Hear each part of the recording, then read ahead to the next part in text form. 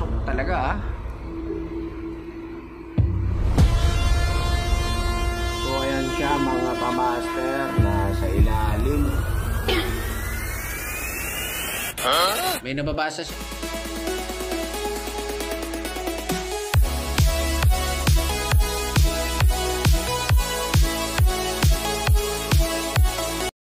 Alright, good morning mga kamaster, mga kalodi, mga karaku. So sa video na to, makikita natin ay isang ceiling mounted na inverter, Samsung inverter. So nagbi-blink lang siya, ayaw niyang mag-on.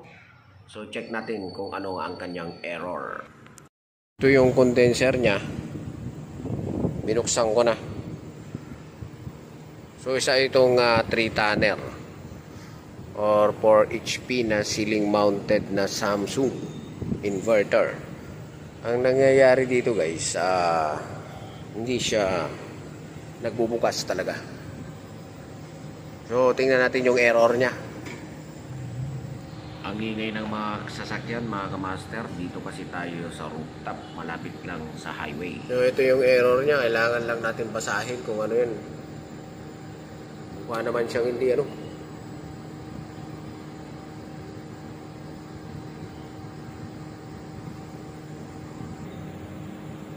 So makikita nyo E122.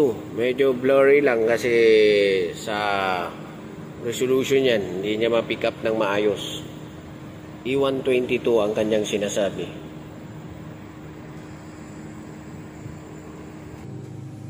Okay, so tapos ito yung kanyang diagram.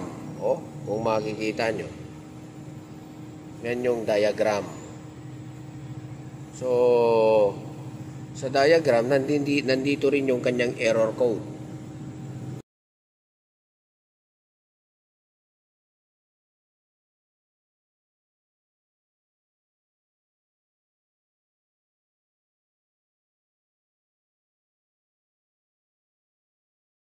So ito yung pipe sensor na sinusundan natin. Ito. Isa dito sira. Mamaya papakita natin kung bakit siya sira. Ito ay ceiling type na inverter na Samsung. So kailangan din baklasin yung drain pan para makita nyo kung nasaan yung ating sensor.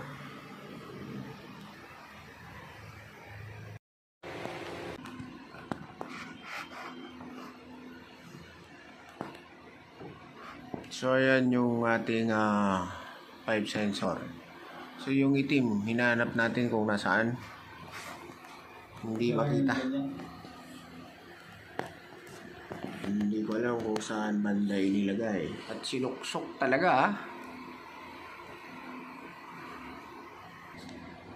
So ayan siya mga kamaster, nasa ilalim. Yun yung huhugutin natin.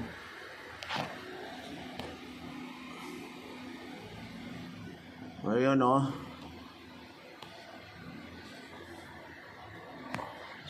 Ayan, sundan nyo yung itim. Ayan yun. Okay, so chine-check natin, double check. Ito yung kulay itim. May nababasa siya. 0.5. So napakababa na nung pipe sensor. Dalawa kasi ang pipe sensor nito. So yung kulay itim na pipe sensor na supposed to be nasa ano yan 6 point something, 10k ohms dapat. So i-check din natin yung pula. So ayan, kung makikita nyo yung pula 5.9.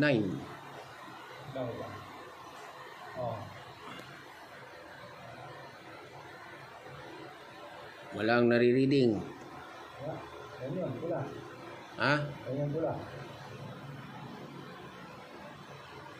Murado ka? Ayun, 8. Ayan, 7.9, 0.1, 8.2. So 10k ohms siya. Okay, so ito yung spare natin na dala. 3 leads to. Ibig sabihin kasama yung pipe sensor at saka ambient sensor. So dalawa yung pipe sensor nito. So titingnan natin dito kung saan ang match sa ating ipapalit sa defective na pipe sensor. So ito siya. Okay, so 4 point something, 3 point something, ibig sabihin na nasa 5k ohms. So hanap pa tayo. Yung isa. Check din natin yung isa. Okay, so 3.7, 3.6. So parehas lang na 5k ohms. Yung isa pa 4 point something. So puro siya 5k ohms. So hanap pa tayo ng iba. So eto nakakita tayo ng kamatch sa mga spare natin. So idudugtong na lang natin to. Hindi na natin kailangan hugutin pa yung terminal on.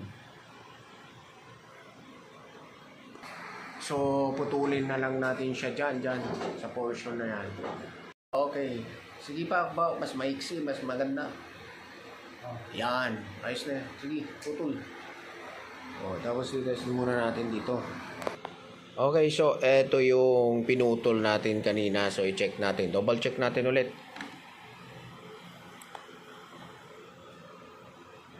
So ito yung error E122.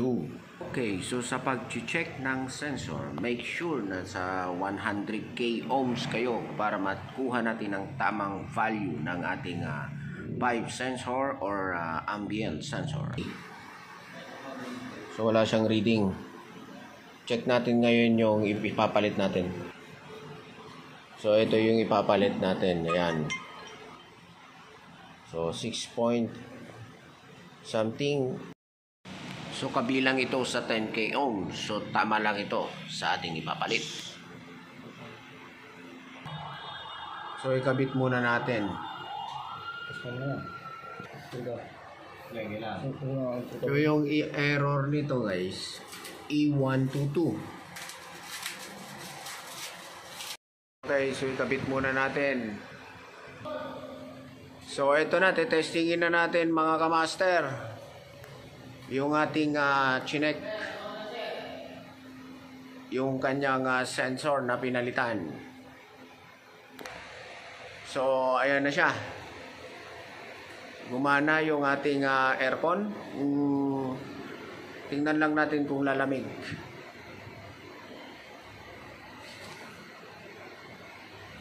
So ito na naman yung ating master, si Yusbil. So siya yung ating natin ngayon, yung technician natin sa araw na to. So kung makikita nyo mga kamaster, actual servicing ang ginagawa natin. Ayan, so nasa court tayo. Court ito court, basketball court, na nasira yung kanyang aircon sa may office. Office banda ito. So yan ang error na E122, meaning defective ang kanyang pipe sensor. So dalawa yung kanyang pipe sensor, yung kulay itim, yung nakita nating bumigay. I-assemble muna natin to, then magte-testing ulit tayo. Mga kamaster, makikita nyo gumana yung ating outdoor. Ang naging error nito, E122. So sira yung kanyang pipe sensor. So ito yung mga katabi niya, puro Samsung kasi ang gamit nila dito. Ito yung nagkaroon ng defective, nasira yung kanyang pipe sensor sa kanyang indoor. So ito yung team natin, mga kalodi, mga kakamaster.